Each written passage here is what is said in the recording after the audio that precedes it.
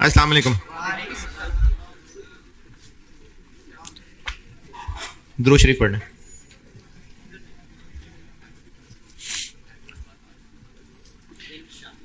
नहीं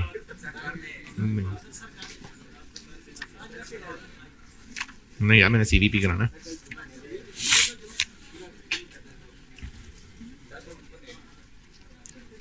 मैंने आखिरी में क्या बात की थी? हया पे बात की थी, और कि जब हया ना रहे तो जो जी चाहे करो। अच्छा, वो इस सेक्शन में की है ना टिकटॉक वाली बात? और नहीं,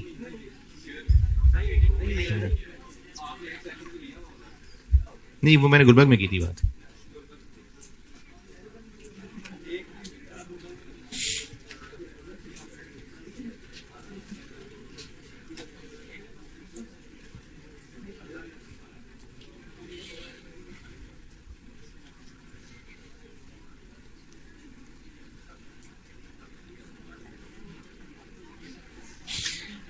हाँ जी, हया पे मैं बात कर रहा था, और हया की बात ये की थी कि वो इंटरनल फोर्स है जो हमारी खामियां, और खामियां मतलब हमारे गुनाह या हमारी कोई बेवकूफ़ियां, बोंगियां हम नहीं चाहें। जैसे वो नहीं, अम्मी अबू घर में कोई मेहमान आता तो अपनी बोंगियां उनको सुना रहे होते हैं हमारे आप लोगों की, तो कैसा फील हो रहा होता है ना? मतलब वो बातें भी बता रहे होते हैं जो आप वहां बैठे एम्बैरेस हो रहे होते हैं मेहमानों के सामने कि ये बात बताने वाली थी कोई, तो नहीं, ऐसे नहीं होता कभी? हुआ है ना? है? अच्छा, तो वो जो आप लोगों की खामियां बता रहे होते हैं और बचपन की बता रहे होते हैं तो क्यूटनेस होती है अभी तो आप लोग ना एम्बैरेस हो रहे होते हैं क्योंकि आप नहीं चाह रहे होते हैं कि ये वाली बात एक्सपोज हो। वैसे तो आप लोग माँ बाप के सामने भी एक्सपोज ना करते हैं, लेकिन आपके कंट्रोल में नहीं था, तो वो तो एक तो अपनी खामियां ये एक्सपोज ना हो, ये अंदर एक हया इस फोर्स का नाम है। और जो मैंने हजरत आदम अलैहिस्सलाम वाली बात बताई थी कि जन्नत में उनके कपड़े उतरे थे और उन्होंने फौरी रिएक्शन ये था कि उन्होंने अपना सतर कवर किया था। तो इंसान का जिस्म भी वो नहीं चाहेगा कि एक्सपोज हो, वो नहीं चाहता, ये उसका फितरी रिएक्शन है कि जिस्म कवर करेगा। तो हया इतनी इंपॉर्टेंट। ओजोन लेयर की बात मैंने इस सेक्शन में की थी। ये जो हमारी दुनिया के ऊपर एक ओजोन लेयर है O3, तो इसका फायदा क्या है? हाँ, तो इसको नुकसान पहुंच रहा है बहुत ज्यादा, और अगर ये तबाह हो गई लेयर तो बर्बादी हो जाएगी ना। तो ये ओजोन लेयर है जिसने इस दुनिया के अंदर हयात को कहने सिक्योर रखा हुआ है। तो ये जो ओजोन लेयर है ना, ये तकरीबन हया की मिसाल है। हमारे इर्द गिर्द ये जो हया है ना, ये ओजोन लेयर वाला काम कर रही है। तो अगर किसी ने नुकसान पहुंचाना है तो एक तो वो वैसे यहां बहुत सारी खराबियां फैलाएगा, उसके अलावा वो ओजोन को भी तबाह करने की कोशिश करेगा, क्योंकि अगर वो तबाह हो गई तो फिर तो सब तबाह हो गया। तो जब तुम्हें हया ना रहे तो जो जी चाहे करो। तो जो शैतान की जो भी एक्टिविटीज है ना,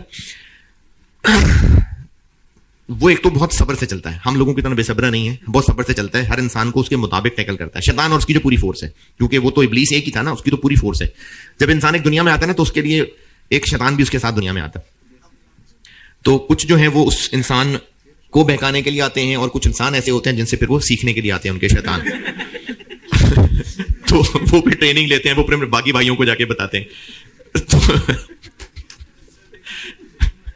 तो हर इंसान के साथ एक शैतान अटैच होता है। तो इस शैतान का एंड ऑब्जेक्टिव क्या है? एंड, बिल्कुल एंड, जहन्नम में लेके जाना, ये एंड ऑब्जेक्टिव है इसका। तो उसने ना सिंगल डबल नहीं निकालनी, उसने छक्के चौके की कोशिश करनी है। जब तक सिंगल डबल करेगा, लेकिन जैसे ही छक्का लगने का चांस मिलेगा वो छक्का भी लगाएगा। तो शैतान जो है ना, बड़े टैक्टफुली इंसान को ना उन बड़े बड़े गुनाहों की तरफ धकेल रहा होता है कि बस गिरे सही इंसान। तो हया वो ओजोन लेयर है, तो शैतान कोशिश करता रहेगा कि वो ओजोन लेयर तबाह हो जाए, क्योंकि अगर ओजोन लेयर तबाह हो गई तो बस फिर पक्की तबाही है। तो जब तुम्हें हया ना रहे तो फिर जो जी चाहे करो। तो इसलिए ना वो हमें उन चीजों की तरफ कभी कॉन्फिडेंस के नाम पे, कभी फैशन के नाम पे, कभी टेस्ट के नाम पे, कभी कुछ नहीं होता यार, क्या पुरानी बातें हैं, उसके नाम पे हमें कुछ ऐसे कामों की तरफ बढ़ाता है जिससे बेहयाई फैलती है। आप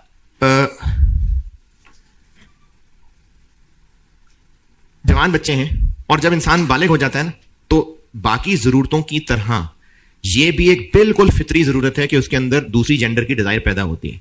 इसका ताल्लुक खराबी नहीं है। मतलब देखें, आपकी अम्मी की आपके अब्बू से शादी हुई, तो आप अब ये कहेंगे अम्मी आप ऐसी औरत थी, मतलब आपने शादी कर ली बंदे से, है वो भी बूढ़े और कोई नहीं था काम का।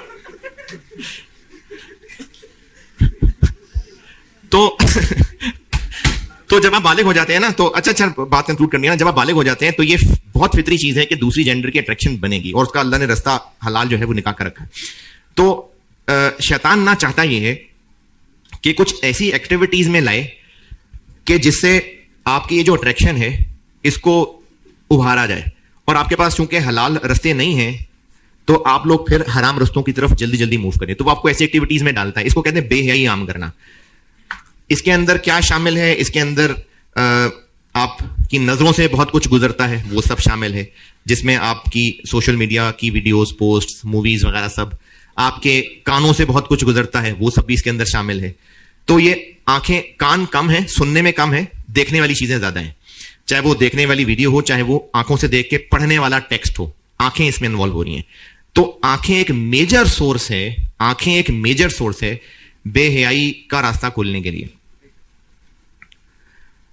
और शैतान ये चाहेगा कि तेजी तेजी से ओजोन लेयर तबाह हो। शैतान ये चाहेगा कि तेजी तेजी से जो हमारे इर्द गिर्द हया की लेयर है वो तबाह हो जाए, क्योंकि हया ना रहे तो जो जी चाहे करो। चूंकि ये जो बालिग होने के बाद दूसरे जेंडर की अट्रैक्शन है, ये दी मोस्ट नहीं, दी स्ट्रॉन्गेस्ट ना सही, लेकिन one of the strongest forces हैं जो इंसान को गुनाह पे उभारती है। ये जो बालिग होने के बाद डिजायर है ना दूसरे जेंडर की, ये दी मोस्ट पे अगर कोई बहस हो भी जाए तो वन ऑफ दी मोस्ट है, बल्कि मैं डबल डिग्री इस्तेमाल कर रहा हूं, मोस्ट स्ट्रॉन्गेस्ट कह रहा हूं मैं। कुछ लोगों को लगता होगा कि पैसा, मेरे पास ज्यादा से ज्यादा पैसा हो, किसी के पास प्रॉपर्टी, लेकिन ये जो दूसरे जेंडर की अट्रैक्शन है, मर्द औरत दोनों की बात कर रहा हूं, ये दी मोस्ट स्ट्रॉन्गेस्ट फोर्स है इंसान को गुनाहों की तरफ बढ़ाने के लिए। और शैतान चाहता है कि इस फोर्स को बढ़ाया जाए, उसके लिए वो रास्ता क्या है? वो बेहयाई फैलाता है। मैं आपको लाना किस तरफ चाह रहा था, इब्ने माजा 4246, सैयदना अबू हुरैरा रज़ियल्लाहु तआला अन्हु से रिवायत है। हाँ, एक बात और समझा दूं,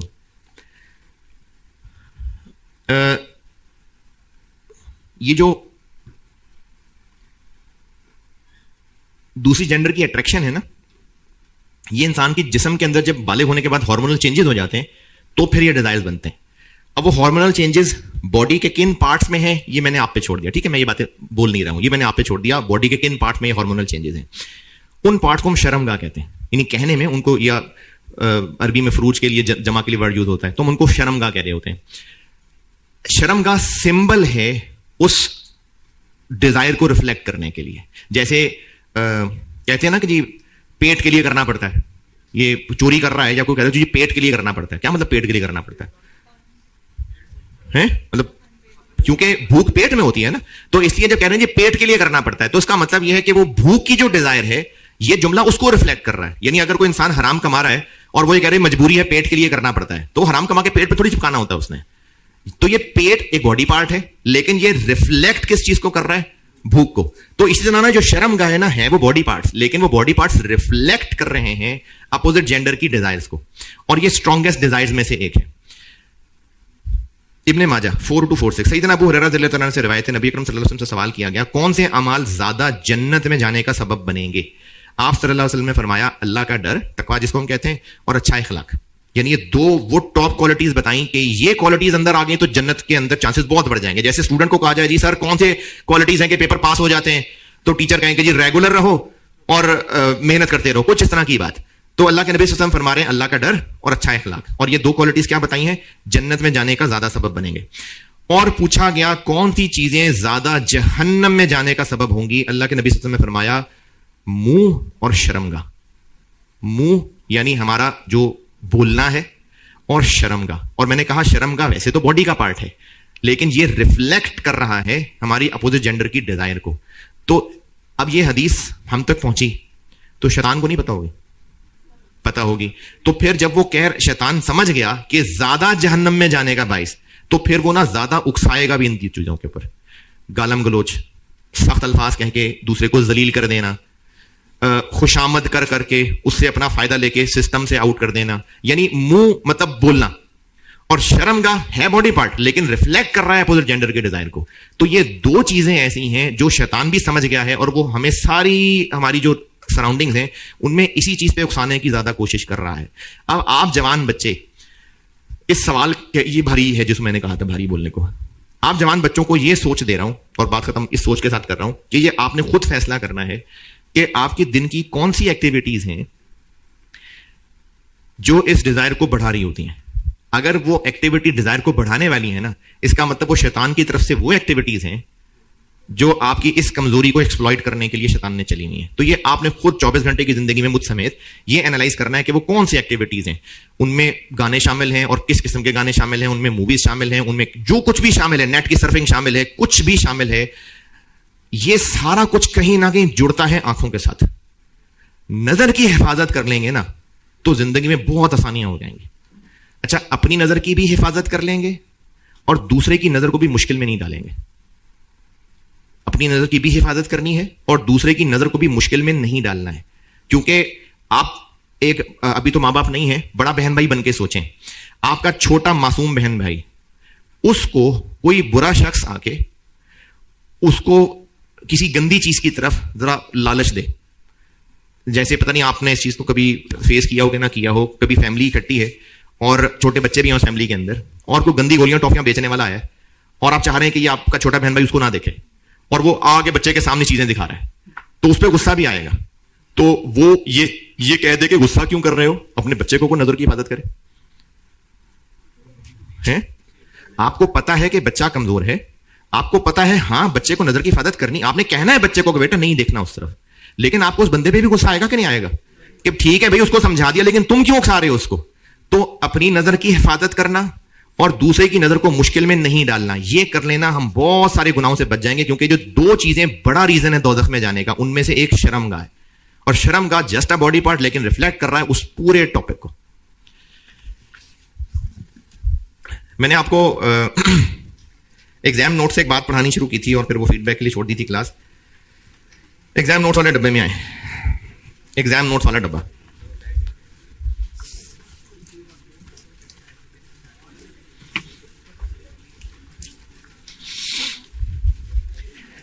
एग्जाम नोट्स वाला डब्बा। अच्छा, यहां एक नोट बता रहा हूं जो आज तक एक सवाल में ही हुआ है, लेकिन चलो हो सकता है किसी और सवाल में। इसकी लॉजिक बिल्कुल है और वो अवामुन नास को बताने वाली नहीं है। क्योंकि जब ये आया था 2017 में आया था, उसके बाद कोई एक दो अटेम्प्ट तो मैं पूरी ऑलमोस्ट क्लास लगा देता था एग्जाम्पल के जरिए इसकी लॉजिक समझाने में, लेकिन उसके बाद मुझे रियलाइज हुआ कि नहीं, इसका फायदा नहीं नुकसान हो रहा है बच्चों को, तो मैंने लॉजिक इसकी बतानी छोड़ दी।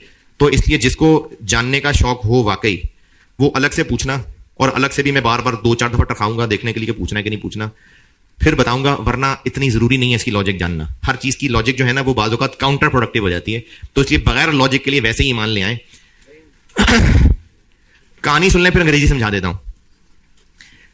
हम लोग रिकंसिलिएशन में बजटेड प्रॉफिट को एक्चुअल प्रॉफिट से कंपेयर कर रहे होते हैं। सेल वॉल्यूम वेरिएंस क्या कवर कर लेगा? सेल वॉल्यूम वेरिएंस, जो दोनों के प्रॉफिट्स में फर्क आया किस वजह से? यूनिट्स के फर्क की वजह से, यानी जो बजटेड सोचे थे और जो एक्चुअल हुए उसके फर्क को सेल वॉल्यूम वेरिएंस कवर कर लेगा। तो यूनिट्स के फर्क की बजाय बाकी फर्क पे आते हैं। बजटेड हमने सोचे थे 3000 यूनिट्स, एक्चुअली हुए 5000 यूनिट्स, तो सेल वॉल्यूम वेरिएंस इन 2000 के फर्क को काउंटर कर लेगा। अब ये बात छोड़ के मैं यहां आ जाता हूं। हमने एक्चुअली 5000 यूनिट्स बेचे, 5000 यूनिट्स बेचे,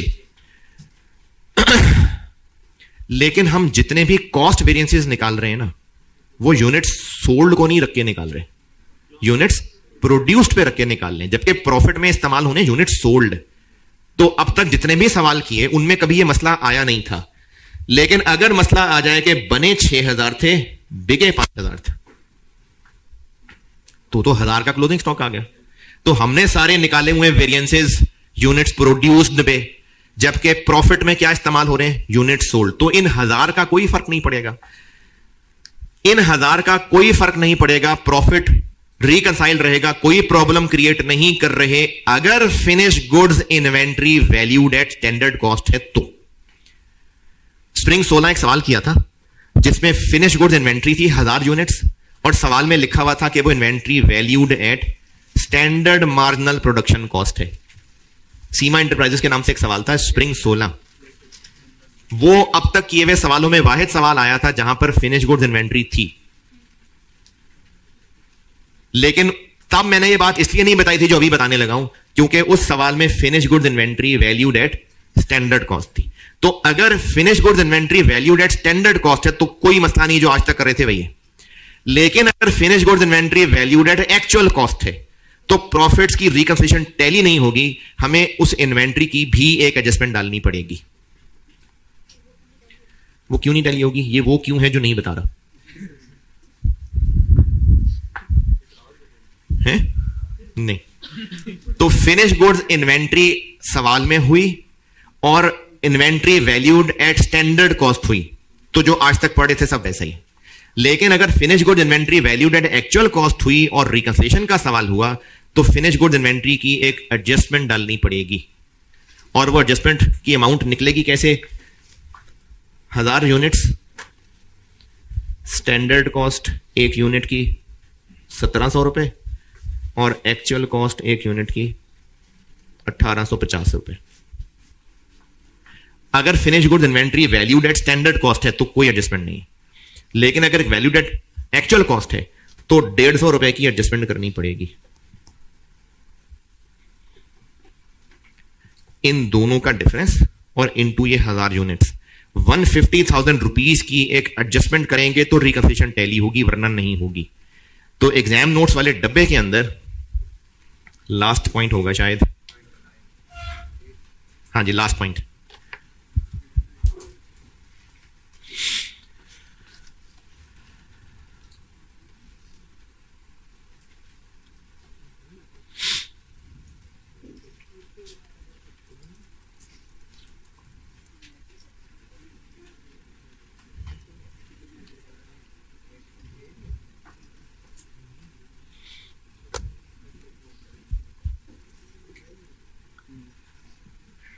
ओपनिंग क्लोजिंग चूंकि एक दूसरे का उलट होता है तो इसलिए मैंने ब्रैकेट के अंदर जगह बदली हुई है ताकि प्लस माइनस अकॉर्डिंगली आए। एग्जाम नोट्स वाले डब्बे में आखिरी पॉइंट, ओपनिंग क्लोजिंग के लिए मैंने ब्रैकेट में देखें जगह बदली हुई है सिर्फ प्लस माइनस को मैनेज करने के लिए। तो अगर अच्छा इसमें किताब पे लिख लें हाथ से, ये मैंने लिखा ना एन एडजस्टमेंट इज रिक्वायर्ड, तो an adjustment is required in profit reconciliation. Profit reconciliation में एडजस्टमेंट करनी पड़ेगी।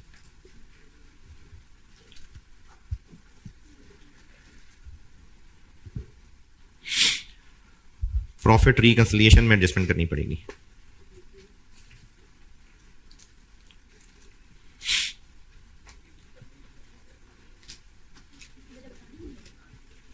अवाम को नहीं बतानी, किसी ने अलग से पूछनी है तो वो 2-3 दफा जूते घिसेगा आएगा, बार बार पूछेगा, मैं कहूंगा आज नहीं, कल नहीं, परसों है नहीं।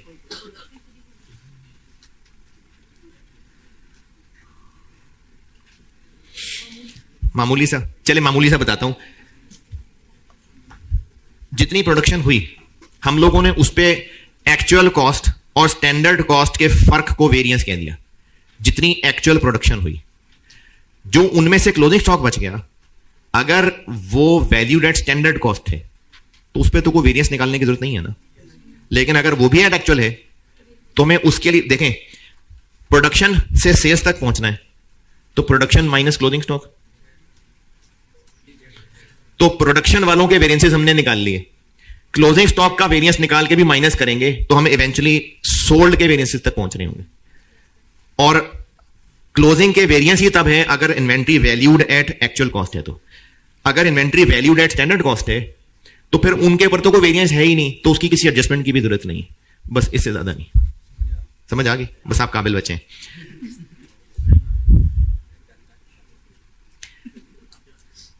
Point number 9 done.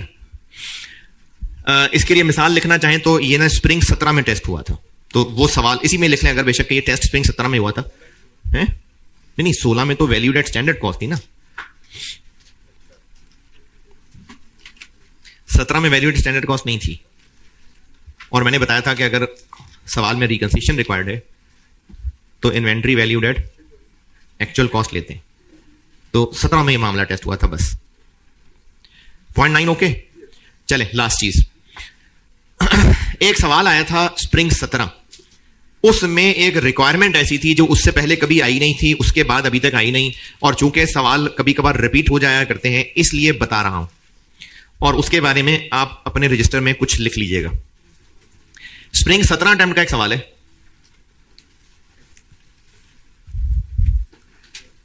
शायद एक ही है स्प्रिंग 17 में, हेक्सा लिमिटेड। इस पे आए, समझाता हूं बात। स्प्रिंग 17 हेक्सा लिमिटेड,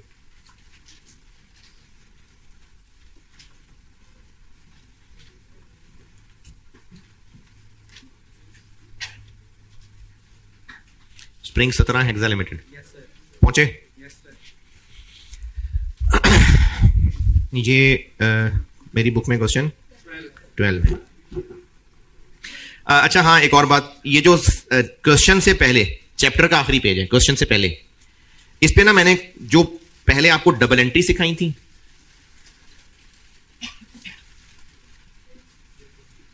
और अगर बिजनेस स्टैंडर्ड कॉस्टिंग वाली एंट्रीज फॉलो करता हुआ, जो कि आपसे इंशाल्लाह टेस्ट नहीं होनी चाहिए क्योंकि आईकैप की बुक में इतनी डिटेल से है ही नहीं, मैंने एहतियातन फिर वो एंट्रीज डाल दी थी, तो ये हस्बे तौफीक है, कोई देखना चाहे तो इन एंट्रीज को देख ले, किसी का अगर दिल करे तो। ये उनके लिए मैंने लिखी हुई है इस चैप्टर के आखिर में एंट्रीज, उस बिजनेस के लिए जो स्टैंडर्ड कॉस्ट को डबल एंट्रीज में भी यूज करता है।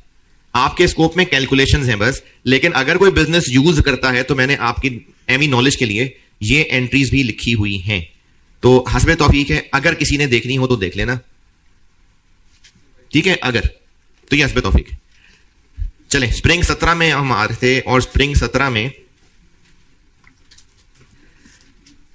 अगर सवाल का डाटा देखें तो वो नॉर्मल सा डाटा जैसे अब तक सवालों में होता था, स्टैंडर्ड कार्ड दिया हुआ है, budgeted fixed overhead, actual data दिया हुआ है। Spring 17 requirement A, compute the profit for the month, compute the profit for the month. इससे पहले जितने भी सवाल थे ना जहां पर कहीं पर उसने बजटेड प्रॉफिट भी कैलकुलेट करवाना होता था तो वो कहता था कंप्यूट बजटेड प्रॉफिट। अभी उन्होंने कहा है compute profit for the month, तो ये कौन सा प्रॉफिट है? Actual profit. रिक्वायरमेंट बी देखें,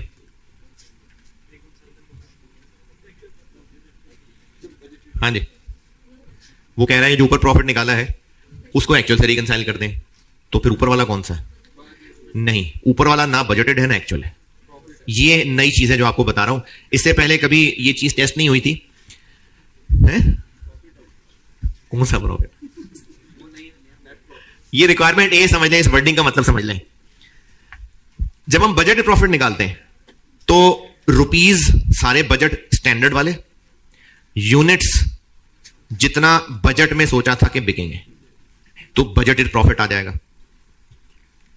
budgeted profit rupees standard card वाले, और जितने यूनिट्स बजट में सोचे थे कि बिकेंगे उनके ऊपर वो रुपीज लगाएंगे तो बजटेड प्रॉफिट आ जाएगा।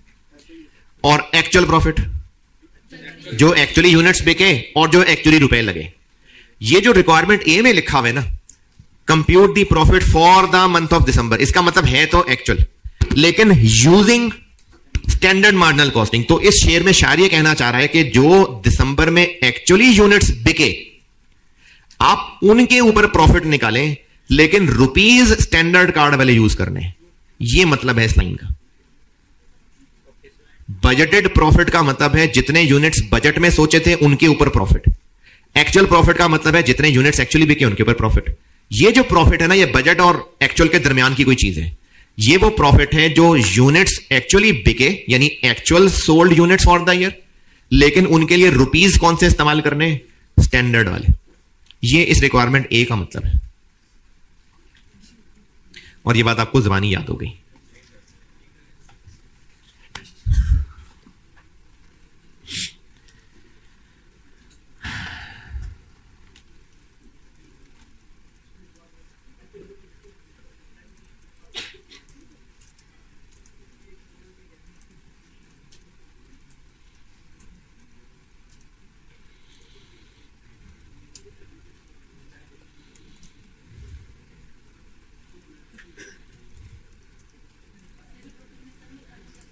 जब ये वर्डिंग लिखी हो कि profit for the period using standard cost, तो ये मतलब है फिर इस बात का कि यूनिट सोल्ड एक्चुअल लेने हैं लेकिन रुपीज स्टैंडर्ड वाले। चलो जी, वेरिएंस मेरी तरफ से फारिग है। स्प्रिंग 19 होमवर्क दिया था आपको, अगर आपने किया तो बहुत अच्छी बात है, और इसमें मसले भी होंगे, नहीं है? चलें शाबाश। अगर मसले नहीं है, जो एक दो मसले कौम को होते हैं वो मैं खुद ही बता देता हूं। इस सवाल में भी गैर अखलाकी हरकतें थी और एग्जामिनर ना यूनिट्स और केजीज का फर्क नहीं रख पाया था, तो मैंने फिर वो अमेंड कर दिया हुआ है।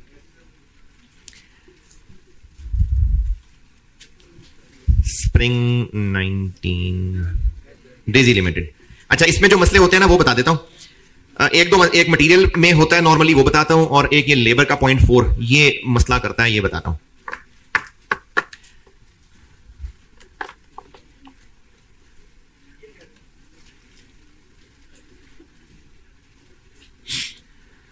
तो ये प्रोडक्ट भी केजीज वाली चीज है जो सबसे आखिर में बताई थी कल, जो सबसे आखिर में वैरायटी बताई थी, इसमें प्रोडक्ट भी केजीज में है ना। इसमें एग्जामिनर से गैर अखलाकी हरकत ये हुई थी कि वो सवाल केजीज का ही सॉल्व कर रहा था लेकिन प्रोडक्ट उसने यूनिट्स कह दिए थे, तो वो बड़ा कंफ्यूजिंग हो गया था। तो इसलिए मैंने बस सिर्फ केयरलेस मिस्टेक थी, तो वो मैंने फिर चेंज करके ही यहां प्रोडक्ट केजीज में लिख के ही डाला है। पेपर में कैसे पता चलेगा? नहीं पता चलेगा। देखें, इस तरह के मसाइल आ जाते हैं, नसीब में हूं तो आ जाते हैं, और उस वक्त आपको जो सवाल बेस्ट करते हुए लग रहा है वो नोट लिख दें और फिर नोट लिख के सवाल आगे चलाएं। तो उस तरह के सवालों का पेपर में तो हल यही है। अगर आप ये एक्सपेक्ट करते हैं कि मैं आपको वो सारी पॉसिबल गलतियां बताऊं कि ये गलतियां पेपर में हो सकती हैं और अगर ये गलती हो तो ऐसे करना और अगर ये गलती हो तो ऐसे करना, तो वो तो नहीं बता सकता। तो इसलिए अगर सवाल में आइंदा इस तरह की गलतियां हो तो आप अजम्पशन लेके आगे चले। अच्छा, इसमें दो चीजें होती हैं नॉर्मली बच्चों को, आपने उसके अलावा कुछ पूछना तो पूछिएगा।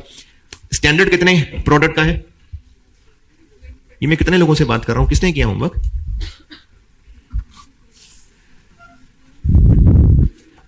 ठीक, चलें, कुछ लोग कंसिस्टेंटली कायम है माशाल्लाह होमवर्क ना करने पे, शाबाश। अगली दफा से कोई मसला नहीं। स्प्रिंग 19 स्टैंडर्ड कितने प्रोडक्ट का है? 27,000 केजी, इतने का है। एक्चुअल कितनी प्रोडक्शन हुई ये आपको नहीं बताया है। ओ सॉरी, 27,400 आपको एक्चुअल प्रोडक्शन बताई है, लेकिन हमें मटेरियल वेरिएंसेस निकालने के लिए AQ यूज्ड नहीं बताया हुआ। और ये कल की डिस्कशन की बातें कर रहा हूं। AQ यूज्ड का मतलब है एक्चुअली कितना मशीन में इनपुट हुआ, वो नहीं बताया हुआ। आपको आउटपुट से उल्टा चलना पड़ेगा। आउटपुट 27,400 है, लॉसेस से ऊपर चलेंगे तो वो इनपुट आएगा। ये लॉसेस 6% ऑफ आउटपुट हैं, तो इसका 6% 62944, और ये हैं दो, क्या क्या है? X और Y। तो ये 55 और 45 की रेशियो में, तो ये AQ यूज्ड ऐसे निकलेगा। ये जो कल बिल्कुल क्लास में आखिर में सवाल किया था ना, जिसमें आपको ये एक्चुअल लॉस 200 किलो बताया हुआ था, तो इन्होंने आपको ये बता के यहां से ऊपर चलाया। तो एक ये पॉइंट है इसमें, जिन्होंने किया है AQ यूज्ड, जिन्होंने भी किया AQ यूज्ड में कोई सवाल जी क्यों बताई है? आपको सवाल में अगर रिकंसिलिएशन पूछी होती तो उसमें सेल्स भी चाहिए होती, तो ये सेल्स के लिए बताया होगा।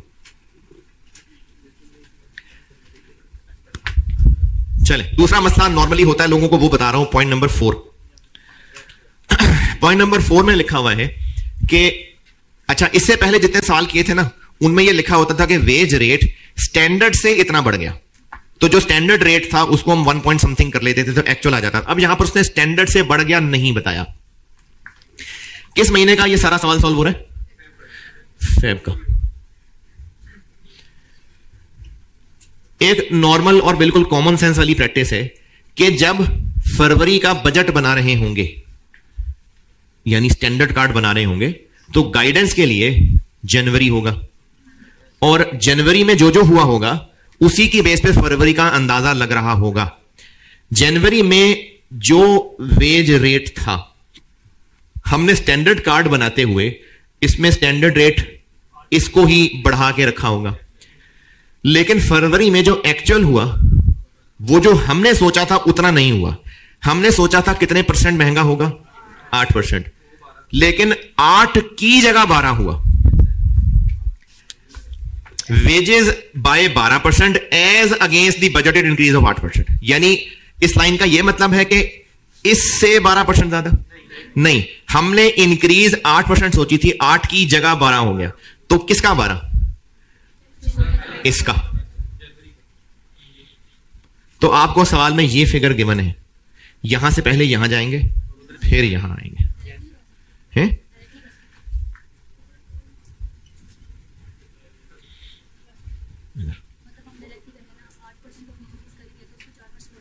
ओके, इसको 4% क्यों ना बढ़ा लें?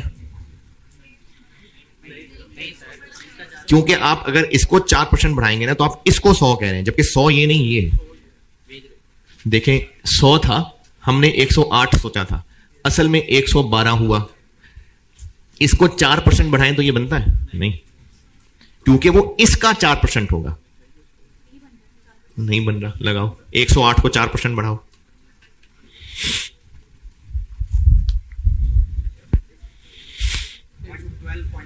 .32 पे चली गई ना बात, क्योंकि वो इसका 4% है, इसका। जबकि सारी डिस्कशन के लिए बेस ये थी, इसी का 8 और इसी का 12, तो 4 भी इसी का। अच्छा, मेरी तरफ से ये 2 बातें थी बताने वाली, और आपने कुछ पूछना है तो पूछें। अब जितने सवाल इस चैप्टर में रह गए हैं वो आपकी काबिलियत है, जितने करना चाहें। वेरिएंस मेरी तरफ से फारिग है, पेपर में तकरीबन कंफर्म आता है, हो सकता है ना आए, हो सकता है ना आए। अच्छा, ये मेरे ख्याल में तो नंबर देने वाला टॉपिक है।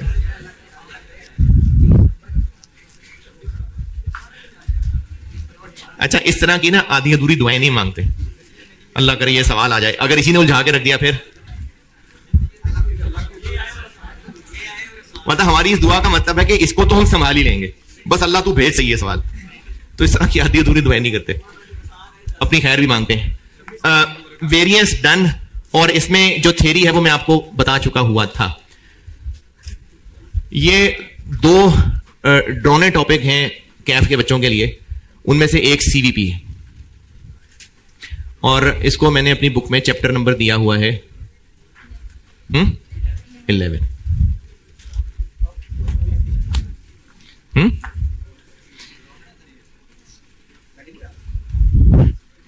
बच्चे सीनियर्स डरते हैं इससे, सीनियर्स। डायफरटेक्स मुश्किल है बहुत, सीनियर जिससे बहुत डरते हैं।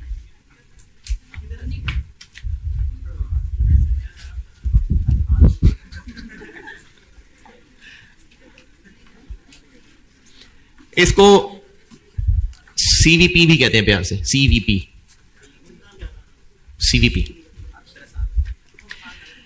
अच्छा, इस चैप्टर में ना मुश्किल ये है कि वैसे आसानी ये है कि रिक्वायरमेंट क्लियरली पता भी चलती है और उसका रास्ता भी क्लियरली पता चलता है, लेकिन मुश्किल ये है कि बच्चे वो रास्ता ढूंढ नहीं पा रहे होते। तो मैं आपको सारे सवालों में, वैसे तो पहले भी ऐसा ही करता हूं, लेकिन इसमें खास तौर पे और मोहतात होकर कोशिश करूंगा कि सवाल पूरा प्लान करके दूंगा कि इस तरह से हम क्यों कर रहे हैं, पूरी प्लानिंग बना के कोशिश ही करूंगा।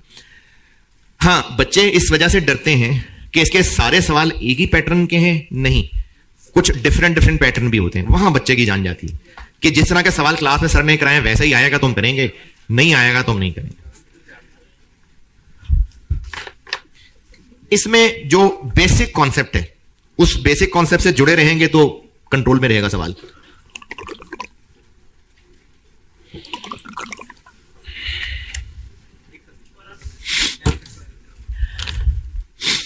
इस सीवीपी, ये जो पूरा चैप्टर है सीवीपी का, ये जिस बेसिक कॉन्सेप्ट पे ये सारी बिल्डिंग खड़ी हुई है ना, यानी इस पूरे चैप्टर को अगर मैं समेट के कॉन्सेप्ट पे लाऊं तो वो कॉन्सेप्ट ये है कि सेल्स में से हम लोग कॉस्ट्स माइनस करेंगे तो प्रॉफिट आएगा, और कॉस्ट्स वेरिएबल भी होती हैं और फिक्स्ड भी होती हैं।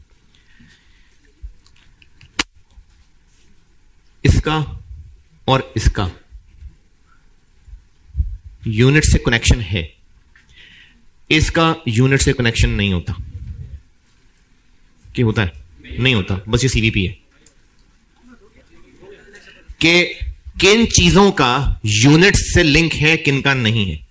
यानी अगर हम डिफरेंट नंबर ऑफ यूनिट्स के हिसाब से अगर हम ये जानना चाह रहे हैं कि इस साल अगर इतने यूनिट्स बेचे तो हमारे क्या क्या प्रॉफिट्स होंगे, अच्छा इतने नहीं इतने बेचे तो क्या होगा, इतने बेचे तो क्या होगा, ये अगर हम मल्टीपल सिनेरियो सोच रहे हैं तो हम ये मल्टीपल सिनेरियोस तभी हल कर पाएंगे जब हमें यह पता होगा कि इनमें से किन चीजों का ताल्लुक यूनिट से है, किन का नहीं है।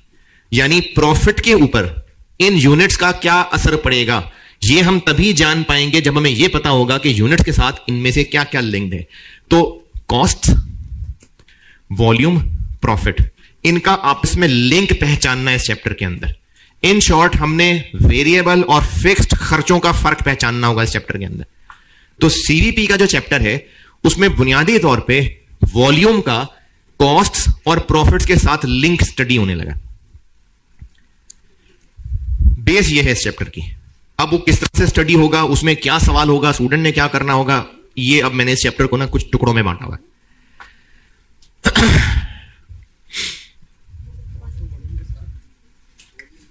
पता नहीं क्या कहा था मैंने, नहीं टुकड़ों में बांटे में से पहले मैंने कहा था कि ये जो सारा सीवीपी का टॉपिक है इसमें डिस्कशन ये हो रही है कि डिफरेंट लेवल ऑफ यूनिट्स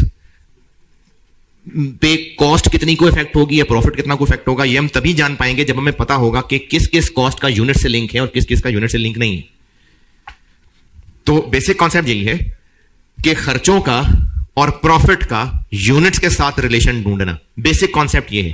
अब इसके ऊपर एग्जाम क्वेश्चंस क्या होते हैं उनको फिर मैंने आपको कुछ पार्ट्स में बांट के सिखाना है।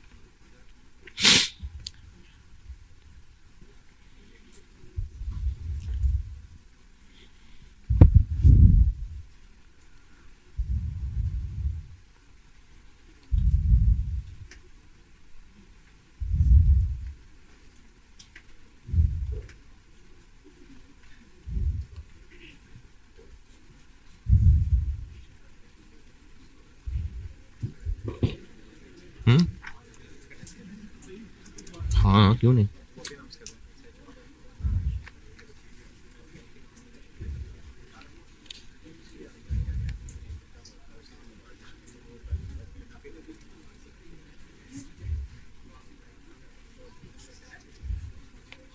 वेरियस अब आपने और सवाल करने हैं तो कर लें। अभी आज है जुमेरात, वेरियस का टेस्ट दे दें, चलें ट्यूसडे को दे दें, ट्यूसडे वेडनेसडे जो जिस देना दे दें टेस्ट।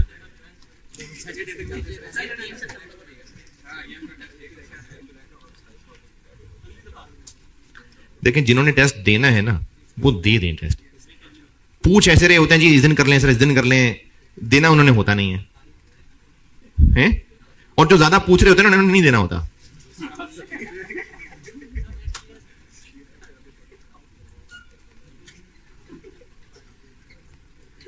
मेरे ना भाई गली में क्रिकेट खेलते थे दोस्तों के साथ, तो मैं भी चला गया एक दिन, मुझे क्रिकेट नहीं आती थी ज्यादा।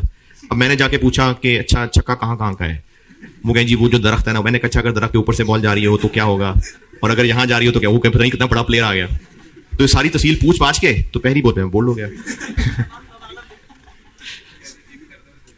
तो टेस्ट पे बहस कर रहे होते हैं, उस दिन कर लें उस दिन कर लें। ये कौन सा टेस्ट है? इन्वेंट्री मैनेजमेंट का।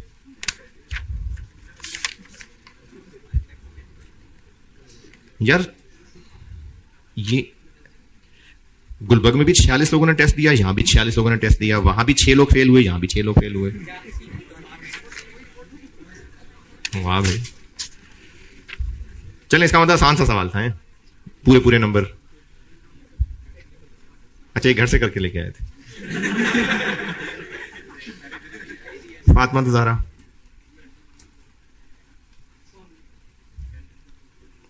ईमान आफ्ताब, लाइबा जहीर, हमजा फरीद,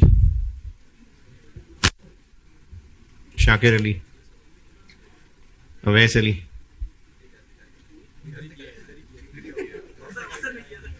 रुशान फातिमा, मीर अफसर क्लैन, अच्छा, ये अक्सर इनमें मुझे जोड़ियां नजर आ रही हैं। ये जो पूरे पूरे नंबर वाले लोग हैं, इनमें अक्सर नाम जो है ना वो दोनों साथ साथ बैठे हुए हैं। कुछ तो गड़बड़ है। मोमिना उस्मान, ये है मोमिना उस्मान। चलो तीनों साथ बैठे हैं, ओके। मोहम्मद अमन रहमान, अमन क्या अमान, अमन रहमान। नहीं तो आज ही बैठा, ही तो जान ही बैठा होता। तलाल ताहिर,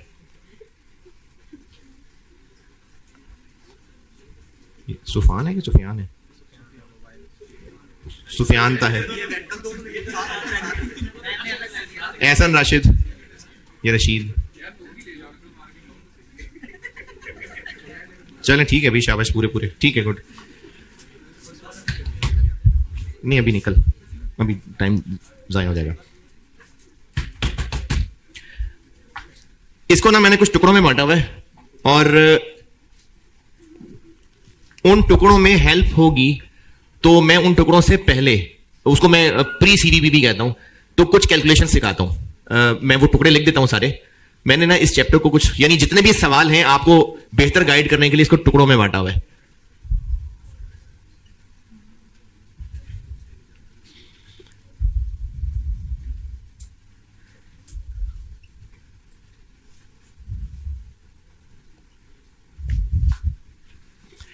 इसमें एक चीज है जो सवाल एग्जाम में बहुत ज्यादा टेस्ट होती है, वो है ब्रेक इवन।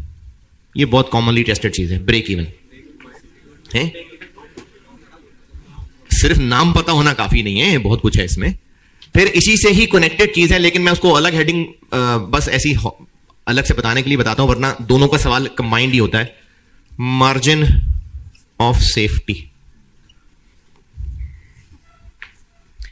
फिर एक चीज है, और अगर वैसे मैंने कभी हिसाब लगाया तो नहीं है, लेकिन रफली अगर 10 सवाल इसके होंगे तो 10 इसके भी होंगे। यानी पास में अगर इसके सवाल हैं तो बहुत ज्यादा सवाल इसके भी हैं। वो है टारगेट सेटिंग। ये मैंने इसको नाम दिया टारगेट सेटिंग। यानी इसमें सवाल इस तरह के होंगे कि अगर हम ये करना चाहते हैं तो बताएं सेल प्राइस क्या रखें, अगर हम यहां तक पहुंचना चाहते हैं तो बताएं कितने यूनिट्स बेचें, अगर हम यहां तक पहुंचना चाहते हैं तो बताएं फिक्स कॉस्ट कितनी होगी। यानी इस तरह के ना हमारे डिजायर्ड रिजल्ट्स हों और वहां तक पहुंचने के लिए कोई फिगर्स पूछी हों, इसको मैं टारगेट सेटिंग कह रहा हूं। इसके बड़े सवाल होते हैं। और एक चीज है जो मुझे कहीं और बुक में डालने का फिट नहीं लगते, तो मैंने उसको यहां कह दिया। तो आपको ना कुछ एक्शंस के इफेक्ट्स पूछे हो सकते हैं कि अगर हम ये एक्शन ले लें, मशीन चेंज कर लें, तो बताएं प्रॉफिट के ऊपर क्या फर्क पड़ेगा। तो इसको मैं उन सवालों को समेटने के लिए मैंने कह देता हूं इफेक्ट्स या इंप्लीकेशंस ऑफ सर्टेन एक्शंस। ये मैंने ना इस चैप्टर को ये 4 टुकड़ों में बांटा हुआ। ये दोनों इकट्ठे भी हो सकते हैं क्योंकि इनके सवाल अक्सर इकट्ठे ही होते हैं, लेकिन चलो मैंने अलग अलग ही रखा हुआ इसको।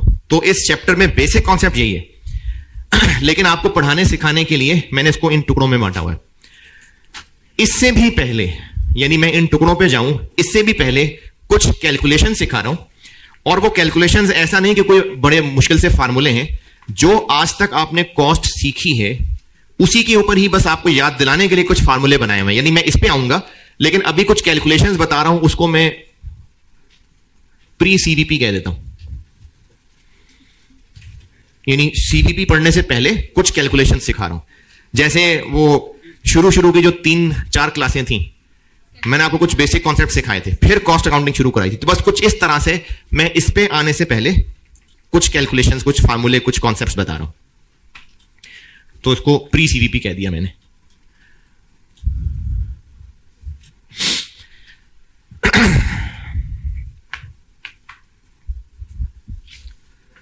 इसमें बस रैंडमली बता रहा हूं चीजें। एक चीज, टोटल कॉस्ट के 2 टुकड़े होते हैं, टोटल वेरिएबल कॉस्ट, बल्कि टोटल फिक्स्ड कॉस्ट और टोटल वेरिएबल कॉस्ट।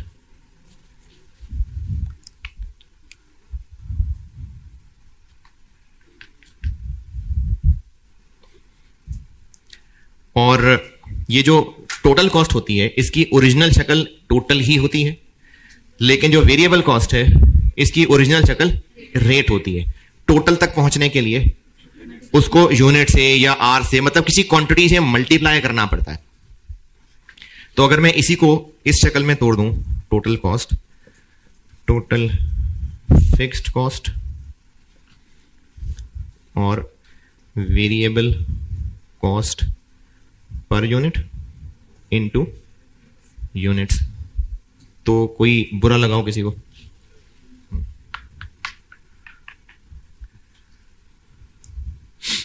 और अगर इतनी लंबी अंग्रेजी की बजाय इसके कुछ सिंबल्स बना लें तो इसको हम कहेंगे y is equal to a plus b x.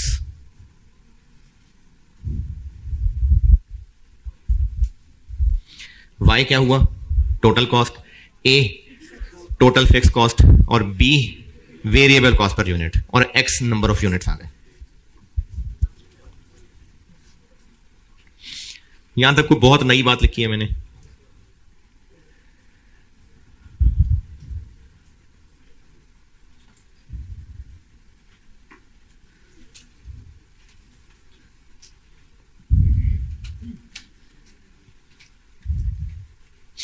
अच्छा, यहां पे ना एक बात आप अपनी जबान में लिख लें, मैं उर्दू बोलूंगा, आप अपनी जबान में एक बात लिख लें कि अगर हम डिफरेंट लेवल ऑफ एक्स पे टोटल वाई निकालना चाहते हैं तो हमें ए और बी पता होना चाहिए कि नहीं?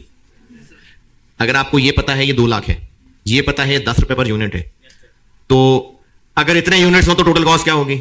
अगर इतने यूनिट्स हो तो टोटल कॉस्ट क्या होगी? तो एक्स की वैल्यू रखते जाएं तो वाई आ सकता है ना। यानी डिफरेंट यूनिट्स लेवल पे हम टोटल कॉस्ट जान सकते हैं अगर ए और बी पता है। और अगर ए और बी ना पता हो तो हमें एक सर्टेन डेटा में से ए और बी ढूंढने के लिए कुछ तरीके लगाने पड़ेंगे। उन तरीकों में से एक तरीका होता है हाई लो मेथड। ये नाम सुना पहले कभी? इंट्रोडक्शन टू बिजनेस में सुना? कहां? कहीं भी नहीं सुना ना।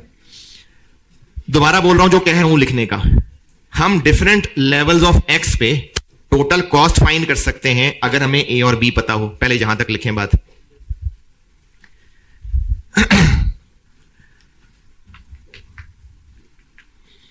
डिफरेंट लेवल ऑफ एक्स पे हम अगर टोटल वाई कैलकुलेट करना चाह रहे हैं तो ए और बी पता होना चाहिए।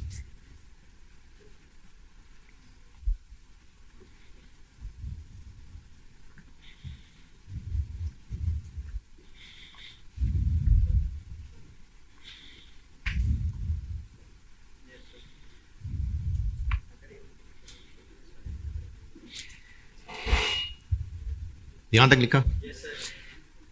ए और बी अगर नहीं पता तो पास्ट या फ्यूचर मल्टीपल पीरियड्स के डेटा से हम ए और बी फाइंड कर सकते हैं। अगर ए और बी नहीं पता तो मल्टीपल पीरियड्स का अगर टोटल कॉस्ट का डेटा हो तो उससे हम ए और बी फाइंड कर सकते हैं। अगर ए और बी नहीं पता तो मल्टीपल पीरियड्स का डेटा हो, 4-5 महीनों का डाटा दिया हुआ है, 4-5 ईयर्स का डाटा दिया हुआ है, इवन के 2 ईयर्स का डाटा दिया हुआ है, तो मल्टीपल पीरियड का डाटा है टोटल कॉस्ट का, उससे ए और बी फाइंड कर सकते हैं।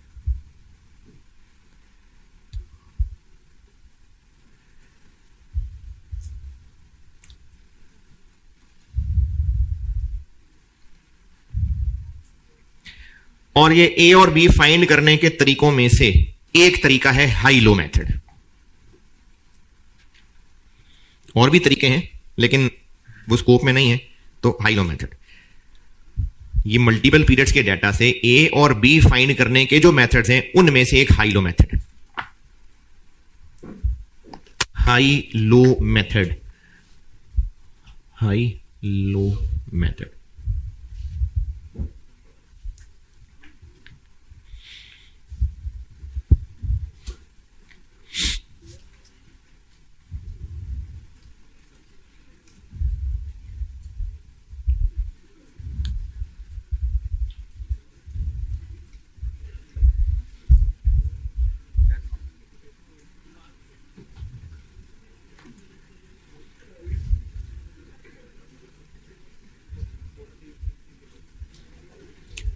तो इस सारी कहानी का नतीजा ये निकला कि मैं आपको हाई लो मेथड सिखाने लगा हूं, है ना? ये समझा है ना? तो हाई लो मेथड की हेडिंग देके केस 1,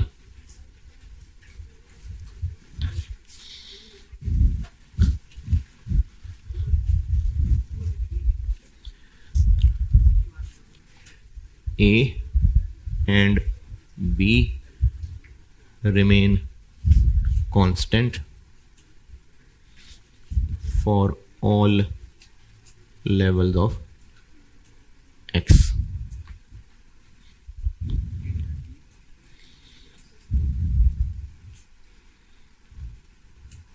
यानी टोटल फिक्स कॉस्ट चाहे जितने मर्जी यूनिट्स हों उतनी ही रहेगी, और वेरिएबल कॉस्ट पर यूनिट चाहे जितने भी यूनिट्स हों पर यूनिट उतनी ही रहेगी।